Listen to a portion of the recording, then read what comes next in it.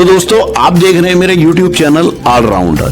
तो अपने इस चैनल पर मैं कुछ मैकेनिकल टेक से रिलेटेड वीडियोस डालता रहता हूं, जैसे कि कंबाइन हार्वेस्टर, कार और ट्रैक्टर और मोटरसाइकिल से रिलेटेड वीडियोस इस पर डालता रहता हूं, जो एकदम ऑथेंटिक और जेन्युइन वीडियोस होती हैं वही वीडियोस मैं डालता हूं। कोई भी रॉन्ग इन्फॉर्मेशन मैं आपको नहीं देता, गलत इन्फॉर्मेशन मैं अपने चैनल पर नहीं डालता हूं कोई भी।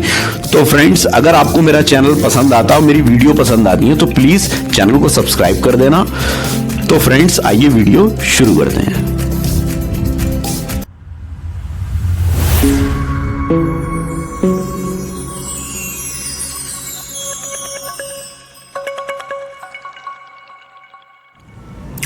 तो दोस्तों, आज की जो ये वीडियो हमारी होने वाली है वो कंबाइन हार्वेस्टर से रिलेटेड ये वीडियो होने वाली है। तो कंबाइन हार्वेस्टर से रिलेटेड इस वीडियो में आज हम बात करने वाले हैं जो कंबाइन हार्वेस्टर, देखिए मोस्टली क्या होता है कि जब हम अभी तक जो कंबाइन हार्वेस्टर हम परचेस करते थे तो वो कंबाइन हार्वेस्टर का जो इंजन होता था वो BS3 इंजन होता था, क्योंकि BS3 इंजन ही अब तक अलाउ था और मतलब अभी तक आया था। लेकिन अब पिछले महीने से जो है BS3 इंजन जो है वो कंपनी ने बैन कर दिया है। तो कंपनी ने जब BS3 इंजन को बंद कर दिया तो अब क्या है कि अब जो हमें कंबाइन हार्वेस्टर मिलेगी वो BS4 इंजन पर मिलेगी। तो BS4 इंजन, अब उससे प्रॉब्लम क्या आने वाली है और उसके फायदे क्या होने वाले हैं, इसका जो BS जो इमिशन स्टैंडर्ड होते हैं, जो पोल्यूशन कंट्रोल बोर्ड उसको वो करता है, तो BS3 और BS4 ये एक तरह से एडवांसनेस इसमें आती चली जाती है, पोल्यूशन इंजन कम करेगा। तो इस तरह से ये इसके ग्रेड चेंज होते रहते हैं। तो अब तक जो इंजन चलते थे BS3 अलाउ थे, उसका रजिस्ट्रेशन होता था, लेकिन अब पिछले महीने से लगभग BS3 बंद कर दिया गया। देखिए एक चीज़ मैं आपको बता दूं कंबाइन हार्वेस्टर में कि जो इसके अंदर जो इंजन यूज़ किया जाता है वो अशोक लेलैंड का इंजन ज़्यादातर यूज़ किया जाता है। जो हमारे ट्रक वगैरह जो होते हैं, ट्रकों में जो इंजन यूज़ किया जाता है 101 हॉर्स पावर का अशोक लेलैंड का हीनो सीरीज़ का, वो इंजन ज़्यादातर कंबाइन हार्वेस्टर में यूज़ होता था।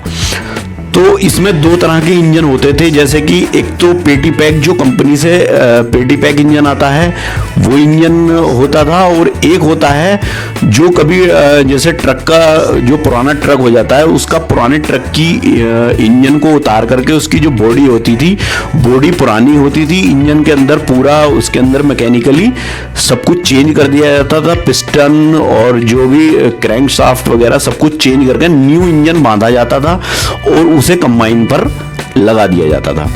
तो दो तरह के इंजन हमें ये मिलते थे। तो इसमें जो हम कंबाइन हार्वेस्टर की भाषा में जो इसको कहते हैं वो एक तो कहते हैं पेटी पैक इंजन, जो न्यू इंजन होता है उसको पेटी पैक इंजन बोलते हैं, और जो पुराना इंजन उसको रखा जाता था कंबाइन हार्वेस्टर पर पुराने ट्रक का उतार करके, तो उसको हम कहते हैं डिस्पोजल इंजन। तो अब डिस्पोजल इंजन और पेटी पैक इंजन, इन दोनों में क्या है कि अब ये दोनों ही इंजन जो आ रहे थे पिछली बार, अभी वो BS3 इंजन आ रहे थे। तो अब क्योंकि पिछली बार जो है जो BS3 इंजन पिछले महीने इसको कंपनी ने बंद कर दिया है, गवर्नमेंट की तरफ से नॉर्म्स थे कि BS3 को बंद कर दिया जाए और BS4 इंजन मार्केट में लाया जाए। जैसे कि आप बाइक वगैरह में देखते होंगे, कार में देखते होंगे BS6 चल रहा है, तो BS3 के बाद में BS6 आया था, और इस तरह से तो इसी तरह चेंज इसमें भी चेंज हुआ है। तो अब जैसे कि यहाँ पर हम बात कर लेते हैं कि जो पेटी पैक इंजन आता था उसकी कीमत जो है वो ज़्यादा होती है, 4-4.5 लाख रुपए का इंजन पेटी पैक आता है कंपनी से, अशोक लेलैंड का 101 हॉर्स पावर का हीनो सीरीज, जबकि डिस्पोजल इंजन हमें 1-1.5 लाख रुपए में पड़ जाता था पुराना। उसको हम रिपेयर करवा करके वो कंपनी वाले खुद ही, कंबाइन हार्वेस्टर कंपनी वाले खुद ही उसको कंबाइन हार्वेस्टर पर लगा देते थे।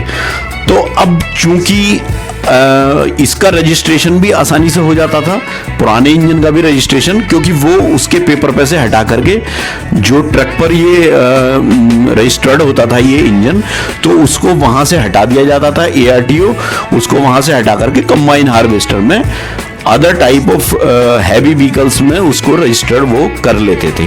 तो उस पर एक नया नंबर हमें कंबाइन हार्वेस्टर के लिए मिल जाता था, वो इंजन नंबर हमारा उस पर ऐड हो जाता था। तो अब चूंकि BS3 जब कंपनी ने बंद कर दिया है, तो BS3 जब बंद कर दिया तो अब इसके रजिस्ट्रेशन में परेशानी आ रही है। तो जब इसके रजिस्ट्रेशन में परेशानी आ रही है तो जो डिस्पोजल इंजन है, अब जब न्यू इंजन खरीद के आएगा अशोक लेलैंड का, वो BS4 होगा, तो उसके रजिस्ट्रेशन में कोई दिक्कत नहीं है। वो न्यू इंजन आ रहा है, BS4 का है, सारे नॉर्म्स को फॉलो कर रहा है, तो उसमें हमें कोई दिक्कत नहीं होगी। वो कंबाइन हार्वेस्टर आसानी से सब हो जाएगा, रजिस्ट्रेशन हो जाएगा, सब कुछ हो जाएगा।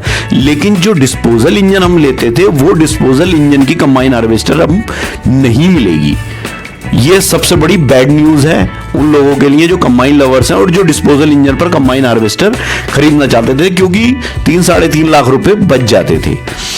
तो अब चूंकि वो रजिस्ट्रेशन उसका नहीं होगा BS3 का, अब वो BS3, अब नया BS4 इंजन इतनी जल्दी पुराना मिलेगा नहीं, तो BS4 इंजन नहीं मिलेगा, रजिस्ट्रेशन BS3 का होगा नहीं, तो अब डिस्पोजल इंजन पर कंबाइन हार्वेस्टर आपको नहीं मिल पाएगी।